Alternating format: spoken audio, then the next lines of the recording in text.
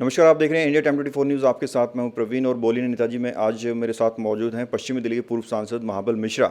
महाबल मिश्रा को दशकों का अनुभव है राजनीति का, इसलिए हम समय समय पर यहां आते हैं, उनसे राष्ट्रीय मुद्दों पर उनकी राय अक्सर लेते रहते हैं। सर, बहुत बहुत स्वागत। धन्यवाद। महाबल मिश्रा जी, आजकल महंगाई की मार हर कोई झेल रहा है। हर कोई कह रहा है कि जो है पेट्रोल डीजल के दाम बढ़ रहे हैं, उससे बाकी चीज़ों की कीमतें बढ़ रही हैं। इस महंगाई को आप कैसे देखते हैं? आप पूर्व सांसद रह चुके हैं, लंबा अनुभव है आपका। देखिए, निश्चित तौर पर हमारा पेट्रोलियम कमेटी का मेंबर भी थे, हमारा उससे बहुत संबंध रहा है। एक्चुअली जिस समय हम लोग थे उस समय $50 से लेके $127 तक, $35 तक क्रूड ऑयल मिलती थी। अब $35 से लेके $70 तक के बीच में मिलता है क्रूड ऑयल।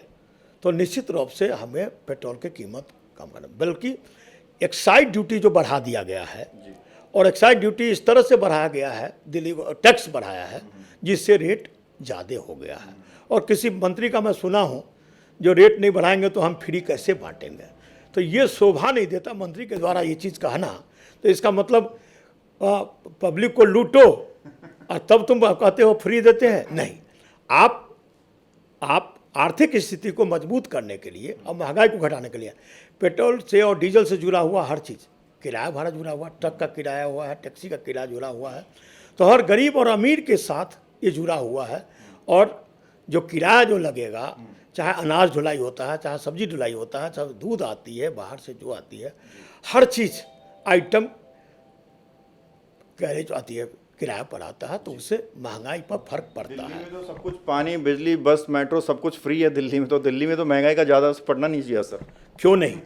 महंगाई आज ये देखिए, सरसों का तेल जो गरीब जो खाता था वो 70 रुपये लीटर जो था वो आज 200 रुपये तक पहुंच गया। आज 36 रुपये दूध मिलता था, वो 56 मिल रहा है। पेट्रोल डीजल जब हम लोग क्रूड ऑयल खरीदते थे $135 का प्रति बैरल था, तब वेरी करता था, तब हम लोग बेचते थे 52 में डीजल और 62 में बेचते थे पेट्रोल। पुराने दिन मांगना। तो आज जो आपका रेट घट गया है क्रूड ऑयल का, और हम बाहर भेजते हैं, हम बाहर कंट्री में भेजते हैं, आप उसको तो देखिए जो कितने में भेज रहे हैं, तो भारत में भी उसी रेट में दीजिए। कि अगर राजधानी दिल्ली की अगर बात करें तो दिल्ली में केजरीवाल पर भी आरोप लगाए कि जो है ऑक्सीजन जितनी ज़रूरत थी उससे कहीं ज़्यादा उन्होंने मांगी, और बाकी राज्यों में इससे जो है कमी पड़ी और लोग मारे गए।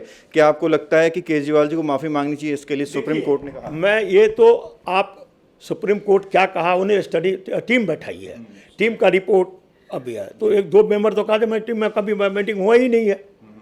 बात ऐसी है, वो केंद्र सरकार को ये मालूम नहीं, जब ऑक्सीजन की चल रहा था मांग, तो घर घर में ऑक्सीजन सिलेंडर के लिए लोग अफरा तफरी मचा करके घर घर में सिलेंडर जो है अनाप शनाप रेट में परचेज कराया, तो वो उनके पास तो रिकॉर्ड नहीं है।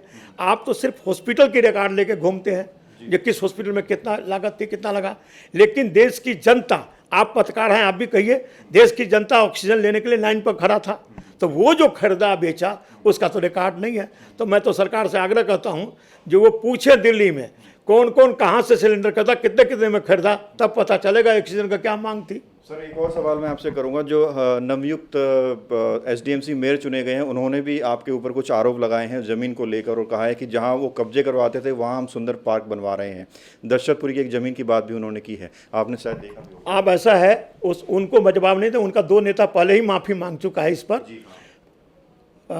जगदीश मुखी जी और प्रद्युम्न राजपूत कोर्ट में जाके माफ़ी मांगे। ये ज़मीन कब्जा नहीं है, ये डिस्प्यूट में है। हम परचेज किए थे, मेरा भाई मेरा भाई जो परचेज किया हुआ है उस ज़मीन का और मालिक से झगड़ा चल रहा है। वो गवर्नमेंट की लैंड नहीं है, प्राइवेट लैंड है, जिसमें पैसा फुल पेमेंट करने के बाद वो लोग किए हैं, तो वो कोर्ट में केस चल रहा है, गवर्नमेंट की लैंड नहीं है। और जितनी लैंड थी 2007 में मैं सिंगल टेंडर से बाउंड्री वॉल करवा गया था। 2009 में मैं पार्लियामेंट चल गया, तो 2008 में जो एमएलए थे उसके बाद सब कब्जा हुआ, जाकर के पूछ लीजिए। 2008 में एक सिंगल टेंडर के माध्यम से पूरे क्षेत्र का मैं बाउंड्री वॉल करा के गया था। आज जो पार्क बना रहे हैं उनसे पूछ लीजिएगा ये ज़मीन बाउंड्री वॉल कौन करा के गया था। उस समय डीडीए के माध्यम से मैं पार्क बनाने की बात, टेंडर भी हो गया था।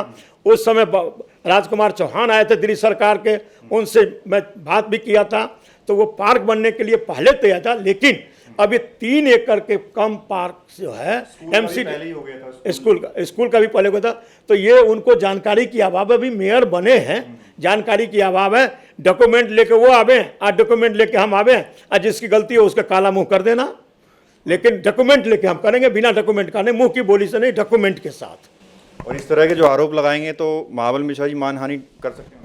आपका देखिए, दो नेता, बहुत सीनियर नेता इसी जमीन पर आरोप लगाए थे, प्रद्युमन राजपूत जी और जगदीश मुखी जी, जो कोर्ट में जाके मानहानि हम जब किए थे तो माफी मांगे थे। ये व्यक्तिगत केस है, जमींदार से, जिस जमींदार से मेरा भाई परचेज किया उनका पेमेंट ऑलरेडी हो जा, ये गवर्नमेंट लैंड नहीं है, तो व्यक्तिगत लड़ाई है।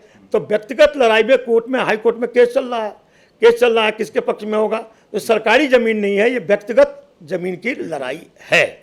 और यदि वो भी घिसटाना चाहते हैं तो भाई बात ऐसी है, वो डॉक्यूमेंट मैं आपको दे दूंगा, जो मानहानि का केस किया था तो वो भी डॉक्यूमेंट मैं दे दूंगा, तो ये भी मांगेंगे। ठीक है, बहुत बहुत शुक्रिया सर बात करने के लिए। तो ये थे मेरे साथ पश्चिमी दिल्ली के पूर्व सांसद महाबल मिश्रा, जिन्होंने तमाम राष्ट्रीय और क्षेत्रीय मुद्दों पर अपनी राय दी, अपनी बात रखी। कैमरा जर्नलिस्ट नीरज के साथ प्रवीण, इंडिया टाइम 24 न्यूज़। खबरों से खबरदार रहने के लिए चैनल को सब्सक्राइब करें और प्रेस करें बेल आइकन।